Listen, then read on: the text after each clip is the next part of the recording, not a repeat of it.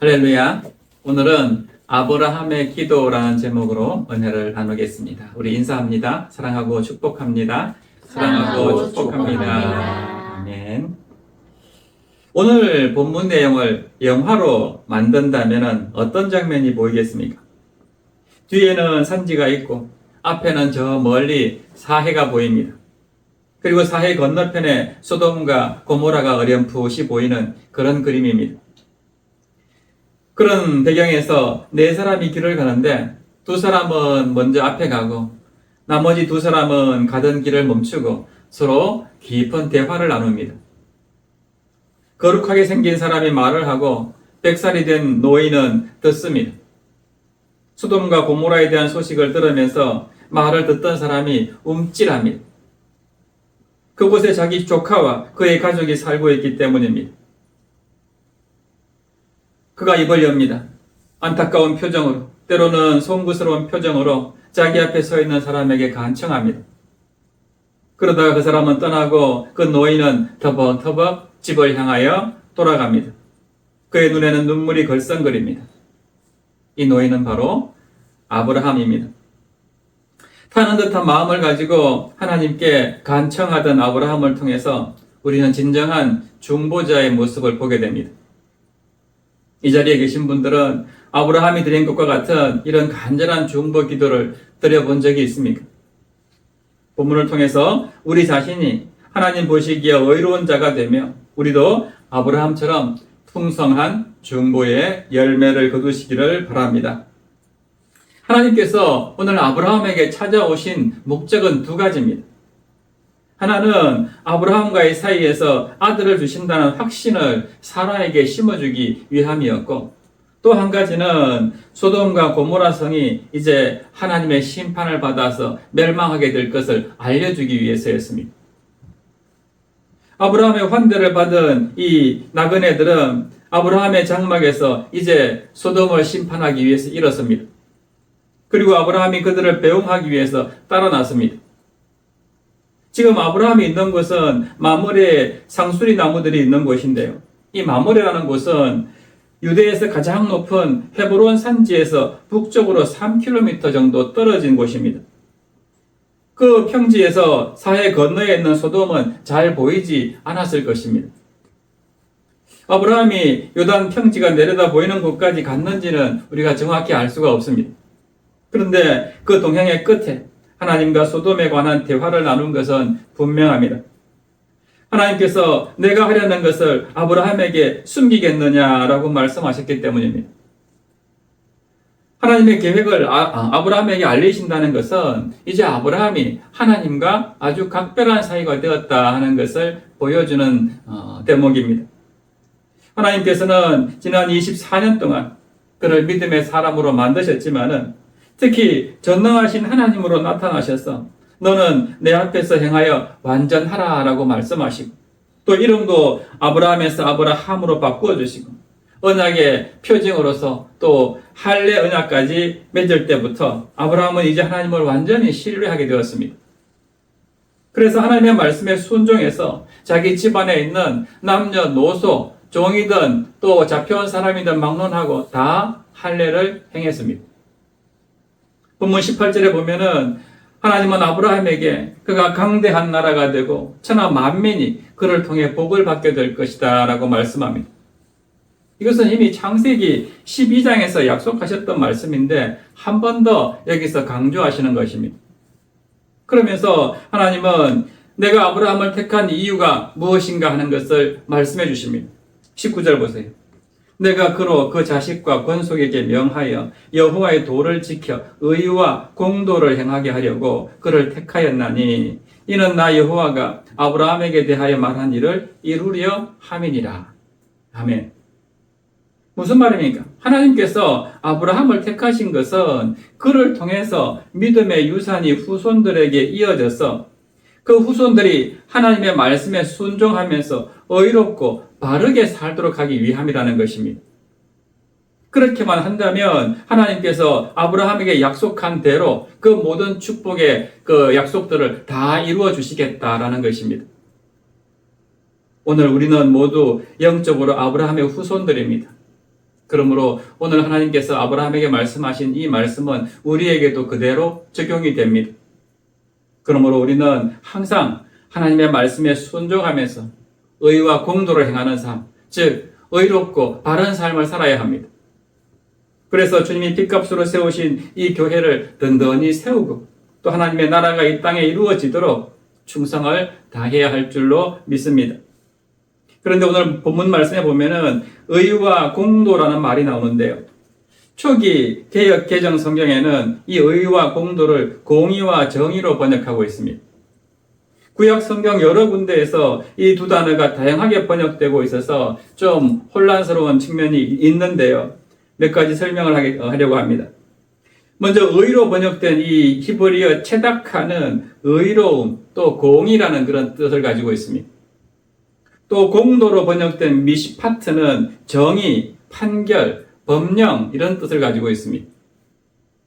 체다카는 기본적으로 하나님과 이웃에 대해서 어떤 관계를 맺는가에 연관된 그런 개념입니다. 창세기 15장 6절에 보면은 하나님이 아브라함이 여호와를 믿으니 여호와께서 이를 그의 의로 여기셨다라는 말씀이 나옵니다. 즉 아브라함이 하나님께서 요구하시는 올바른 믿음의 행위를 보였을 때 하나님은 그것을 그의 의로 여기셨습니다. 그러므로 어떤 사람이 하나님에 대해서 체다카, 즉 의를 행한다 하는 것은 하나님이 명령하신 규례를 믿음으로 순종하는 것을 말합니다. 하나님의 말씀대로 살아가는 것, 그게 바로 하나님 앞에 의로운 삶인 것입니다. 그럴 때 그 사람은 하나님과 올바른 관계에 있다라고 말할 수가 있습니다. 마찬가지로 어떤 사람이 이웃에 대해서 체다카를 행한다 하는 것은 그 사람이 이웃에 대해서 올바른 관계를 맺는다는 뜻입니다. 시편 15편 2절에 보면은 이웃과의 올바른 관계를 이렇게 표현합니다. 정직하게 행하며 공의를 실천하며 그의 마음에 진실을 말하며. 이런 사람은 15편 3절 이하에 보면요, 이웃을 그의 혀로 허물하지 않고 악을 행하지 않고 비방하지 않는다고 합니다. 또 배고프고 어려운 사람을 보면 불쌍히 여기는 마음을 품고 그 사람을 도와줍니다. 그래서 체다카를 행하는 사람을 의인이라고 부릅니다. 반면에 공도, 정의를 의미하는 미시파트는 하나님의 법도에 근거해서 이루어지는 올바른 사회 질서를 말합니다. 그런 점에서 이 단어는 법이나 재판, 규례 혹은 심판이라는 그런 뜻을 가지고 있습니다. 구약에 보면은 이 체다카와 미시파트가 다루어지는 주된 현장이 바로 성문이라는 곳인데요. 성문은 이스라엘 백성들의 공동체 생활의 중심지였습니다. 그래서 누군가 덕행을 행하였으면은 이 성문에서 공개적인 칭찬이 이루어지기도 했고 또 거래가 이루어지기도 했는데 이 성문의 가장 중요한 기능은 재판이었습니다. 특히 재판 과정에서 장로들의 권위는 사람을 살릴 수도 있고 죽일 수도 있을 정도로 절대적이었습니다. 이런 성문이다 보니까 성문에서 올바른 판결이 내려지지 않으면은 그 사회 전체가 죄로 만연하게 됩니다. 가령 누군가가 자신의 가난한 처지로 인해서 억울한 일을 겪게 되었을 때에 성문에 나아가서 호소하게 되면은 장로들은 그 호소를 듣고 올바르게 판결해야 합니다. 그래서 그 가난한 사람의 억울함이 풀려지면은 그 사회는 정의가 살아있는 사회가 되는 것입니다. 그러나 반대로 장로들이 뇌물을 받거나 또 괴롭힌 자의 신분에 영향을 받아서 잘못된 판결을 내리게 되면은 억울한 사람은 이제 그 사회에서는 해결할 방법이 없어서 하늘에 계신 하나님 앞에 부르짖는 것 외에는 방도가 없습니다. 그래서 하나님께 부르짖으면은 하늘에 계신 하나님이 그 부르짖음을 듣고 불의를 징벌하고 무너진 미시파트, 즉 정의를 다시 세우시는 것입니다. 이때 그 사회의 악한 정도에 따라서 하나님은 그 성읍 전체를 다 멸하시기도 합니다. 지금 소돔과 고모라가 멸망당한 것도 바로 그 사회의 미시파트, 정의가 무너졌기 때문입니다. 그래서 억울한 사람의 부르짖음이 하나님의 귀에까지 들리게 되었고 하나님께서 직접 내려오셔가지고 지금 너희들이 어떻게 하고 있는지를 내가 보고 판결하겠다라고 말씀하시는 것입니다. 21절 말씀 보세요.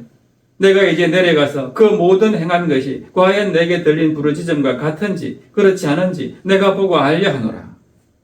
하나님께서 내려가서 보시겠다는 것은 하늘에 계시면 볼 수 없어서 내려가겠다는 그런 뜻이 아닙니다. 하나님은 무소부재하신 하나님, 어느 곳에든지 다 계시는 하나님이기 때문에 하늘에 계셔도 우리가 하는 모든 것들을 다 알고 계시는 분입니다. 그래서 우리가 하나님을 전지하신 하나님이시다라고 표현하지 않습니까? 그러므로 하나님이 직접 이 땅에 내려가서 보시겠다 하는 것은 믿음이 없는 백성들에게 직접 눈으로 보여주기 위한 목적이 있습니다.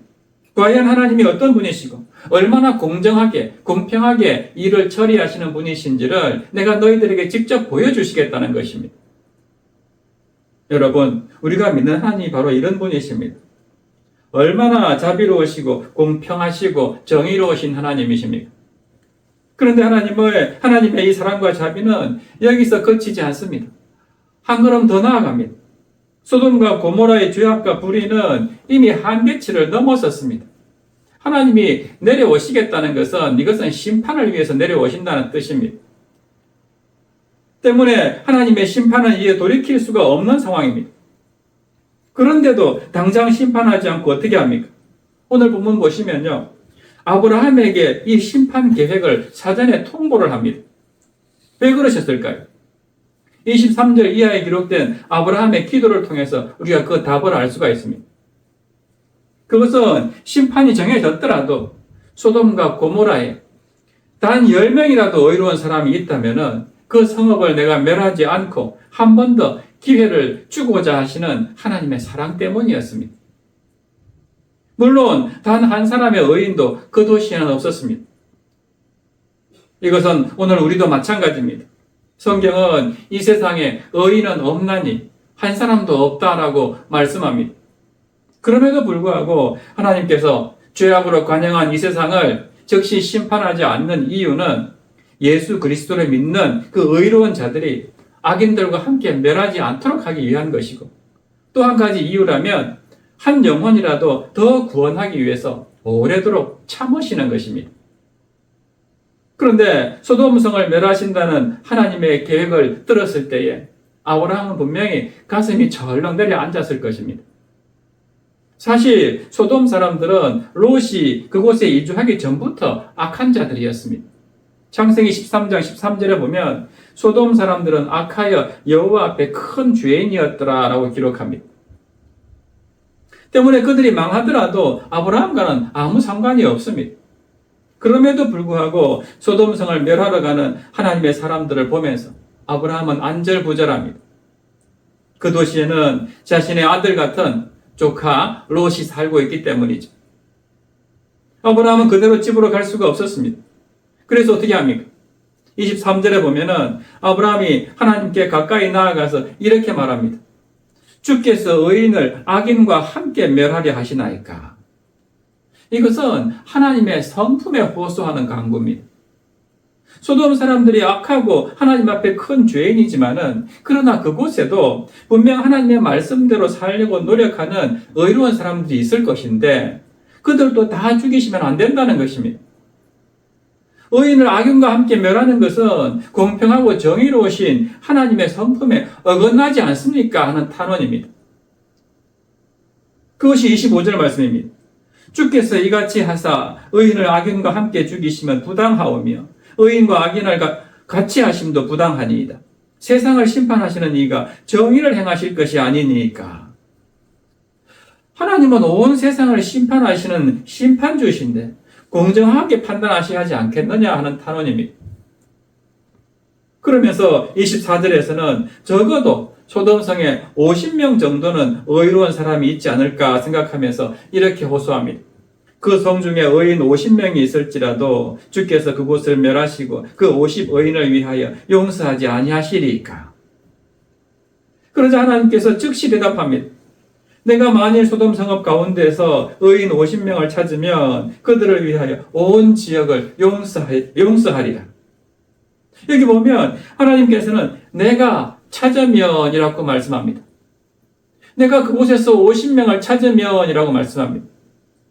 이 말은요, 소돔 성에는 절대 50명의 의인이 없다는 반어적인 표현입니다. 한번 찾아보아라.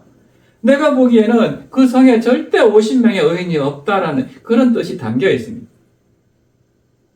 이것을 보면 하나님은 이미 소돔성에 의인은 아무도 없다는 것을 알고 계셨습니다. 그럼에도 불구하고 아브라함과 계속해서 대화를 이어가십니다. 왜 그러십니까? 하나님의 뜻은 심판과 멸망이 아니라 용서와 구원이기 때문입니다. 아브라함에게도 하나님은 이것을 가르쳐 주기 위해서 계속 대화하는 것이고, 오늘 이 말씀을 읽는 우리도 이 하나님의 뜻을 깨닫기를 원하시는 것입니다. 에스겔 18장 23절에 보면은 이것을 분명하게 밝힙니다.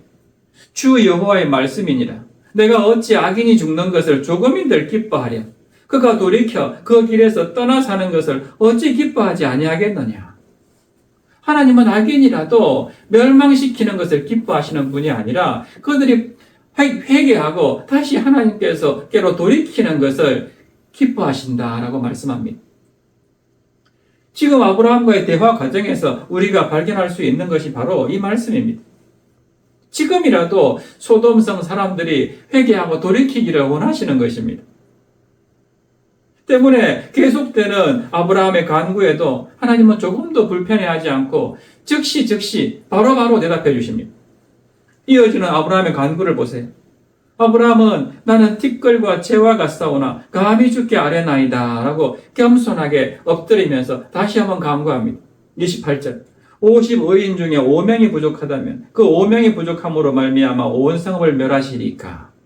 그러니까 하나님은 즉시 내가 거기서 45명을 찾으면 멸하지 아니하리라 대답해 주십니다. 그리고 29절에는 40명을 찾으시면 어찌하리 하시나이까 하고 또 묻습니다. 이 물음에도 하나님은 똑같이 대답합니다. 40명으로 말미암아 멸하지 아니하리라. 아브라함의 간구는 여기서 그치지 않습니다. 끈질기게 계속해서 간구합니다. 자기가 생각해봐도 의인 40명이 없을 것 같거든요. 그래서 이번에는 하나님이 혹시 내가 계속해서 이렇게 간구하고 호소하면은 언짢아 하실까봐, 기분 나빠 하실까봐, 내 주여 노하지 마시옵고 말씀하게 하옵소서라고 이렇게 전제 조건을 붙이면서 한 번 더 간구합니다. 거기서 30명을 찾으시면 어찌하리 하시나이까. 이 물음에도 하나님의 대답은 똑같습니다. 30명의 의인을 찾아도 멸하지 않겠다라고 말씀해 주십니다. 아브라함은 다시 20명으로 낮춥니다. 20명을 찾아도 내가 멸하지 않겠다. 하나님은 또 대답합니다. 이쯤 되면은 사실 그만할 것 같은데도 아브라함은 그치지 않습니다. 한 번 더 간구합니다. 32절 보세요. 아브라함이 또 이르되 주는 노하지 마옵소서. 내가 이번만 더 아뢰리이다. 거기서 10명을 찾으시면 어찌하리 하시나이까. 마치 하나님의 인내를 시험하는 것 같지 않습니까? 아마 아브라함도 이 정도 되면은 침을 굴꺽 삼키고 심호흡을 했을 것입니다. 그래서 주는 노하지 마옵소서. 내가 이번만 더 아뢰리이다 라고 하나님 앞에 다시 한번 하나님께 죄송하다는 말씀을 드리면서 10명만, 정말 10명만 있더라도 멸하시겠습니까? 하고 묻습니다. 그런데 하나님은 이것도 허락하십니다. 그래, 내가 10명의 의인만 있더라도 그 성을 멸하지 않겠다 라고 말씀해 주십니다. 아브라함이 구할 때마다 하나님은 조금도 주저하지 않고 그 모든 요청을 다 승낙해 주셨습니다. 소돔성 백성들을 살려보겠다고, 특히 사랑하는 조카 롯만이라도 살려보겠다고 이렇게 간절히 구하는 아브라함의 모습을 한번 상상해 보세요. 아브라함의 생애에 이렇게 간절하게 남을 위해서 하나님께 매달려 본 적이 없습니다. 측은하다 못해서 처절하게 느껴지지 않습니까? 무려 6번에 걸쳐 중보를 했습니다. 50명, 45명, 40명, 30명, 20명, 10명. 숫자를 낮출 때마다 얼마나 사실 속으로 부끄러웠겠습니까? 그런데요, 이것이 바로 중보 기도자의 모습입니다. 중보 기도자는 부끄러움에도 불구하고 하나님을 붙잡고 매달릴 줄 알아야 합니다.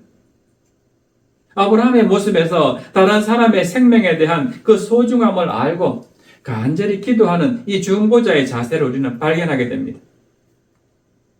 한 번, 두 번 하고 그치지 않습니다. 어떻게든 롯을 살리고자, 소돔성의 의인들을 살리고자 간절하게 하나님 앞에 무릎 꿇고 겸손하게 엎드려서 간구하는 이 중보자의 기도, 이것이 바로 우리가 배워야 할 기도의 모습입니다.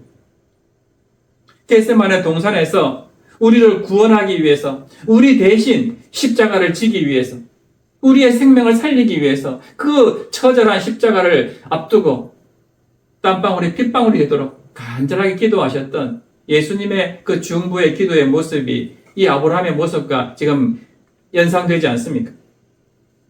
이렇게 하나님은 의인 10명만 찾더라도 소돔성을 멸하지 않겠다고 약속하시고 아브라함과 이제 헤어졌습니다. 자비로우신 하나님은 끝까지 아브라함의 탄원을 다 들으시고 그곳을 떠나셨습니다. 그런데 하나님이 떠나가시는 모습을 보면서 아브라함은 이제 소돔성은 멸하지 않겠구나, 10명 정도는 있겠지 하고 만족했을까요? 그렇지 않았을 것입니다. 너무나 아쉬운 마음으로 또 무거운 마음으로 집에 갔을 것입니다. 그리고 소돔성으로부터 들려오는 소식을 이제나 저제나 하고 기다렸을 것입니다. 이제 소돔과 고모라에서 의인 10명만 채워놓으면 이제 그 성은 멸망하지 않습니다. 그러나 하나님의 말씀이 없는 곳에 하나님이 원하시는 의인을 찾는다는 것은 불가능합니다. 결국 의인 10사람이 없어서 그 성들은 하루 사이에 유황불이 떨어져서 다 잿더미가 되고 말았습니다. 영원히 역사 속에 사라진 도시가 되고 말았습니다. 저는 오늘 이 말씀을 읽을 때마다 이런 생각을 해봅니다. 아브라함이 왜 처음부터 파격적으로 요구하지 않았을까 하는 것입니다. 50명부터 시작했다면 45명, 40명, 30명, 20명, 10명 이렇게 내려갈 게 아니라 아예 절반씩 팍팍 잘라서 50명, 25명, 또 10명, 5명, 2명, 1명 이렇게 간구하는 게 훨씬 더 좋지 않았을까 이런 생각을 해보게 됩니다. 아마도 롯에게 속한 자들이 적어도 10명 정도는 되지 않을까 이런 생각을 했기 때문에 더 묻지 않았을 수도 있을 것입니다. 또 벼룩도 낯짝이 있다고 10명 이하로 더 낮추어 달라는 그런 염치가 도무지 없어서 거기서 그만두었을 수도 있습니다. 그렇다면 아브라함의 중보 기도는 실패한 것입니까? 그렇지 않습니다. 소돔성은 멸망했지만은 롯은 두 딸과 함께 살아났습니다. 야고보서 5장 16절 말씀처럼 의인의 간구는 역사하는 힘이 크다 하는 것을 보여주었습니다. 하나님은 하나님과 올바른 관계를 가지는 성도의 기도에 반드시 응답하십니다. 우리의 바람대로 응답하지 않을 때가 많지만은 그러나 반드시 응답하십니다. 이것이 기도의 능력입니다. 성경을 보면요, 믿음의 사람들은 중보 기도를 많이 했습니다. 이스라엘 백성들이 광야에서 금송아지를 만들어서 그 앞에 절하며 우상 숭배한 다음에 하나님이 그들을 멸하려 하실 때에 모세는 이렇게 기도했습니다. 출애굽기 32장 31절과 32절 보세요. 슬프도소이다. 이 백성이 자기들을 위하여 금신을 만들어 싸우니 큰 죄를 범하였나이다. 그러나 이제 그들의 죄를 사하시옵소서. 그렇지 아니하시오면 원하건대 주께서 기록하신 책에서 내 이름을 지워버려 주옵소서. 하나님께서 이 우상 숭배한 백성들을 멸망시켜 버리신다면 차라리 내가 하나님의 나라 백성이 되지 않겠습니다. 내 이름을 그 책에서, 생명책에서 지워달라는 식으로 이렇게까지 하나님 앞에 백성들을 살리기 위해서 중보 기도하는 이 모세의 모습을 보게 됩니다. 또 우리 예수님은 어떻게 했습니까? 주님을 희롱하고 채찍질하고 십자가의 단자들을 위해서 이렇게 기도하셨습니다. 누가복음 23장 34절. 아버지, 저들을 사하여 주옵소서. 자기들이 하는 것을 알지 못함이니이다. 예수님을 그렇게 핍박하고 십자가에 못 박아 죽이는 사람들을 향해서 뭐라고 말씀합니까? 지금 자기들이 하는 짓이 무엇인지도 모른 채 이런 엄청난 죄를 짓고 있으니 저들이 몰라서 하는 것이니까 하나님, 저들을 용서해 주십시오. 이런 기도를 드리고 있습니다. 살려달라는 것입니다. 그리고 사도 바울은 이방인들은 믿음으로 구원받는 자들의 수가 점점 많아지는데 자기 동족인 이스라엘 사람들은 배척하면서 믿지 않는 그 현실을 안타까워하면서 이렇게 기도합니다. 로마서 9장 3절 보세요. 나의 형제 곧 고륙의 친척을 위하여 내 자신이 저주를 받아 그리스도에게서 끊어질지라도 원하는 바로라. 아멘. 모세와 비슷한 기도 아닙니까?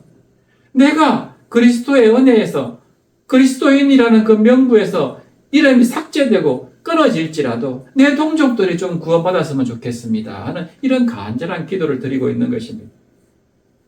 사랑하는 여러분, 우리도 전에는 육체의 욕심을 따라 지내면서 이 세상 풍조를 따르면서 살았습니다. 한마디로 죄악된 삶을 살았습니다. 그런 사람들이 이제 예수 그리스도의 그 대속의 구속의 은혜를 입어서 구원을 받게 되었습니다. 그리스도인이 되었습니다. 그렇다면 이제 우리는 어떤 삶을 살아야 됩니까? 당연히 구원받은 자의 합당한 삶을 살아야 됩니다. 그 삶을 오늘 하나님은 뭐라고 말씀합니까? 19절 말씀 다시 보겠습니다. 내가 그로 그 자식과 권속에게 명하여 여호와의 도를 지켜 의와 공도를 행하게 하려고 그를 택하였나니 이는 나 여호와가 아브라함에게 대하여 말한 일을 이루려 함이니라. 아멘. 죄의 심판에서 벗어나서 우리가 그저 구원받은 것으로 만족할 것이 아니라 어떤 삶을 살아라고요? 하나님의 도를 지켜서 의와 공도를 행하는 사람들이 되어야 한다는 것입니다.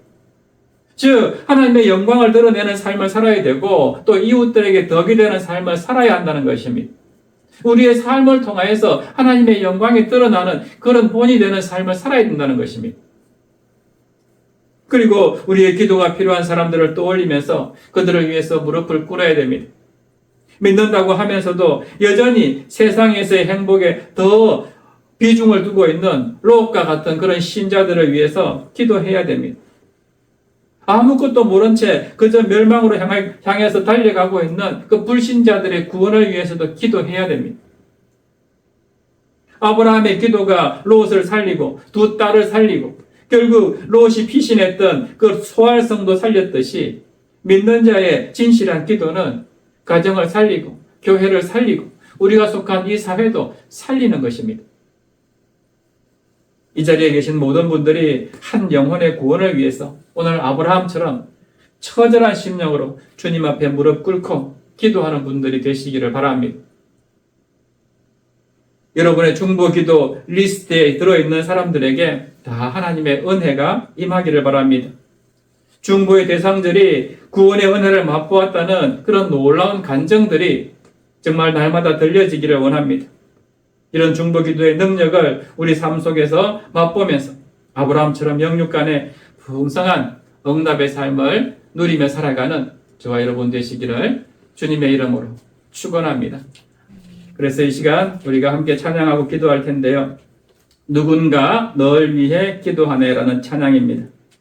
가사에 나오는 것처럼 우리가 지쳐서 기도할 수 없고 외로이 홀로 남았을 때에 중보자 되시는 우리 주님께서 우리를 위해서 기도해 주십니다. 언제나 우리를 위해서 기도하시는 주의 도우심을 믿고 새 힘을 얻기를 바랍니다. 또 우리도 주님처럼 또 아브라함처럼 생명을 살리기 위해서 정말 간절하게 기도할 줄 아는 그런 영혼들 되기를 원합니다. 우리 이런 마음을 함께 찬양하고 기도합니다.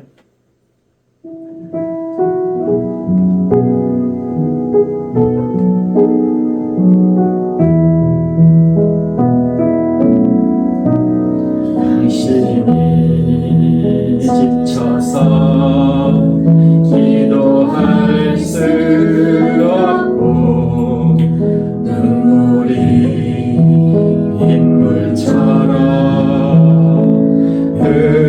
흘러내릴 때 주님을 아시네. 당신의 약함을 사랑으로 돌봐주시네.